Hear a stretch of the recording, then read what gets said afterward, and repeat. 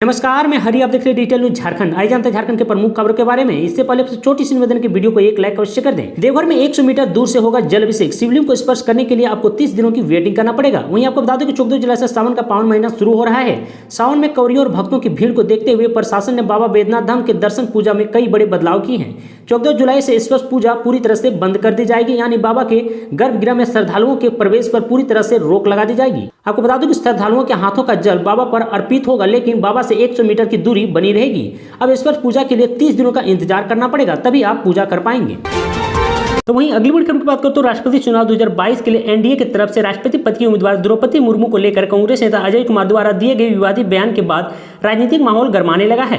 झारखंड के पूर्व मुख्यमंत्री और भाजपा नेता बाबूलाल मरांडी ने अजय कुमार के बयान पर कांग्रेस पर हमला बोलते हुए कहा है कि एनडीए ने आजाद भारत में पहली बार किसी आदिवासी संथाल महिला को राष्ट्रपति पद का प्रत्याशी बनाया है।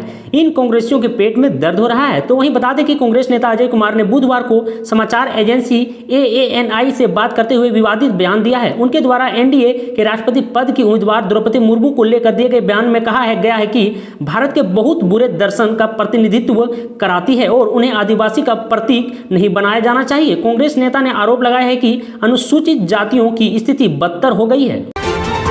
वहीं अगली बड़ी खबर की बात करें तो झारखंड सरकार के प्रयास से पश्चिमी सिंहभूम के सोनुआ प्रखंड की 6 युवतियां तमिलनाडु से सुरक्षित घर वापस लौट आई है। ये सभी युवतियां तमिलनाडु के त्रिपुर स्थित बंदरी स्पिनिंग मिल्स लिमिटेड में धागा बनाने के काम करने गई थी।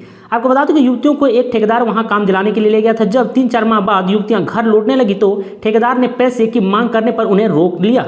आपको बता दो इसके बाद युवतियों ने झारखंड सरकार से मदद मांगी। युवतियों के वहां फंसे होने तथा पारिश्रमिक का भुगतान नहीं होने की जानकारी मिलने के बाद राज्य सरकार द्वारा शुरू किए गए safe and responsible migration centre Chaibasa एवं राज्य प्रवासी नियंत्रण कक्ष ने तमिलनाडु के श्रम विभाग तथा कंपनी के पदाधिकारियों से बात की। इसके बाद कंपनी ने सभी पारिश्रमिक का कुल 36,000 रुपये की भुगतान किया। साथ ही सरकार के निर्देश पर सभी युवतियों को कुशल वापस घर ले आया।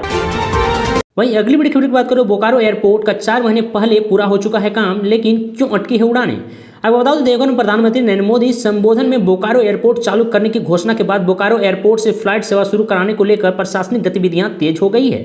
आपको बता दूं देवघर में प्रधानमंत्री नरेंद्र मोदी संबोधन में बोकारो एयरपोर्ट चालू करने की घोषणा के बाद बोकारो एयरपोर्ट से फ्लाइट सेवा शुरू कराने को लेकर प्रशासनिक गतिविधियां तेज कर दी है। वहीं आपको बता दूं कि बोकारो एयरपोर्ट का निर्माण लगभग 4 महीने पहले ही उसका कार्य पूरा हो चुका है। फिलहाल एयरपोर्ट हवाई सेवा शुरू करने को लेकर हाईटेक संसाधनों से लैस है। ATS टावर, रनवे, फायर पिट, पैसेंजर लॉबी, मेन गेट सहित सभी कार्य पूरे हो चुके हैं। यही नहीं, कॉमर्शियल उड़ान के लिए नागरिक उड्डयन महानिदेशालय DGCA को भी बोकारो इस्पात प्रबंधक की ओर से आवेदन किया गया है, लेकिन विगत 1 वर्ष से एयरपोर्ट परिसर में मौजूद 1720 पेड़ों की कटाई की दिशा में अधिकारियों ने गंभीरता नहीं दिखाई, जिसके कारण एयरपोर्ट से कॉमर्शियल फ्लाइट सेवा अब तक शुरू नहीं हो पाई है। वहीं अगली बड़ी खबर की बात करें तो JSSC टेक्निकल ग्रेजुएट नियुक्ति परीक्षा के आवेदन की आज अंतिम तारीख है। 594 पदों पर होगी नियुक्ति। आपको बता दूं झारखंड कर्मचारी चयन आयोग JSSC की ओर से जारी किए गए झारखंड तकनीकी विशिष्ट योग्यता स्थानक स्तरीय प्रतियोगिता परीक्षा 2022 के आवेदन की आज अंतिम तारीख है। इच्छुक व योग्यता उम्मीदवार झारखंड कर्मचारी चयन आयोग की वेबसाइट www.jssc.nic.in पर जाकर आवेदन की प्रक्रिया पूरी कर सकते हैं। वहीं आपको बता दूं कि ऑनलाइन आवेदन की प्रक्रिया आज तक पूरी की जा सकती है। वहीं 16 जुलाई तक एप्लीकेशन फीस दिया जा सकता है। एप्लीकेशन फीस देने के बाद 19 जुलाई तक फोटो सिग्नेचर अपलोड कर सकेंगे। एप्लीकेशन फॉर्म डाउनलोड उम्मीदवार कर सकेंगे। आवेदन में किसी तरह की गलती होने पर 20 से 22 जुलाई तक उसमें सुधार कर सकेंगे। लेकिन यह बात यह है कि उम्मीदवार नाम, जन्मतिथि, मोबाइल नंबर और ईमेल को छोड़कर ही अन्य में सुधार कर सकते हैं। उम्मीदवार को एप्लीकेशन फीस के रूप में 100 रुपये देने होंगे। वहीं SC/ST उम्मीदवार को 50 रुपये देने होंगे। वहीं अगली बड़ी खबर की बात करें तो प्रधानमंत्री नरेंद्र मोदी का देवघर आगमन भाजपा के लिए उत्सव से कम नहीं था। पार्टी की ओर से तैयारी भी जबरदस्त की गई थी। इस दौरान झामुमो ने भी अपनी मौजूदगी का एहसास कराया है। जहां जहां भाजपा और प्रधानमंत्री के बैनर, पोस्टर लगे थे, वहां वहां झामुमो का झंडा और गुरु जी की तस्वीर भी देखने को मिली है। आपको बता दूं कि यही नहीं, मुख्यमंत्री हेमंत सोरेन उद्घाटन शिलान्यास को लेकर आयोजित सभा में अपने 2 कैबिनेट मंत्री कांग्रेस के बादल पत्रलेख और झामुमो के हफीजुल हसन के साथ मौजूद रहे हैं। मंच पर लगे डिजिटल बैनर में एक तरफ प्रधानमंत्री की तस्वीर तो दूसरी तरफ मुख्यमंत्री हेमंत सोरेन की तस्वीर। इस सरकारी कार्यक्रम में मुख्यमंत्री ने यह एहसास कराया है कि विकास की ये योजनाएं केंद्र और राज्य के परस्पर सहयोग का नतीजा है। हेमंत सोरेन ने सिर्फ एहसास ही नहीं कराया बल्कि सभा को संबोधित करते हुए कहा कि हालांकि स्वागत भाषण में भाजपा सांसद निशिकांत दुबे ने योजनाओं को पूरा क्रेडिट प्रधानमंत्री को देते नजर आए हैं। उन्होंने कहा कि जब जो मांगा वहां प्रधानमंत्री ने संथाल परगना को दिया है। संसद ने कहा है कि अगर योजनाओं को गिनाने लगूं तो लंबा वक्त लग जाएगा।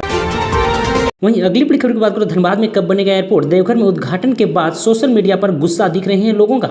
आपको बता दूं कि बैंक मोड़ चैम्बर अध्यक्ष प्रभात सुरोलिया ने कहा है कि वर्ष 2017 में एयरपोर्ट की मांग को लेकर धनबाद में आंदोलन हुआ था। इस बीच तत्काल उड्डयन राज्य मंत्री जयंत सिन्हा धनबाद आए थे। आपको बता दूं कि झारखंड के देवघर में झारखंड के दूसरे एयरपोर्ट का उद्घाटन प्रधानमंत्री ने किया है। देवघर एयरपोर्ट उद्घाटन के साथ ही पीएम बोकारो, जमशेदपुर और बोकारो में नया एयरपोर्ट बनाने की घोषणा कर दी है। पीएम की इस घोषणा के साथ ही धनबाद के सोशल मीडिया यूजर अपनी भड़ास निकाल रहे हैं। धनबाद में एयरपोर्ट नहीं बनने के लिए स्थानीय जनप्रतिनिधियों को जिम्मेवार बता रहे हैं। धनबाद में पिछले एक दशक से एयरपोर्ट बनाने की मांग उठ रही है। बलियापुर में इसे लेकर जमीन भी चिन्हित की गई थी, लेकिन एयरपोर्ट का प्रस्ताव कभी फाइलों से आगे बढ़ा ही नहीं।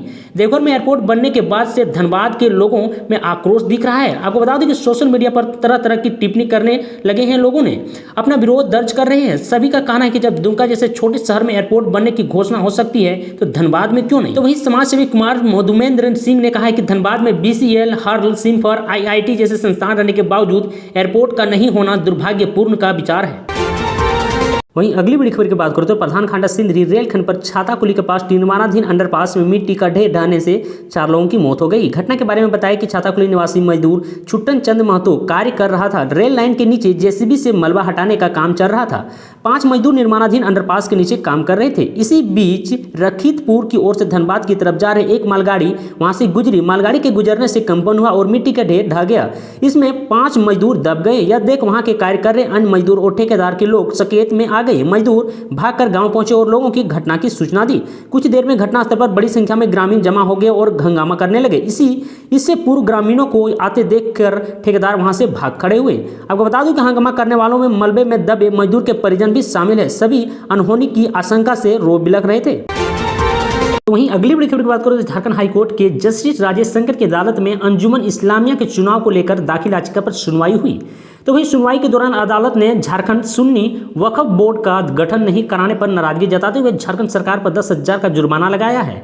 अदालत में वक्फ बोर्ड के CEO को देखरेख में चुनाव कराने का निर्देश दिया है। अदालत ने कहा है कि आज ही एक कमेटी बनाकर मतदाता सूची की स्क्रूटनी की जाए और नई तरीके से चुनाव की घोषणा की।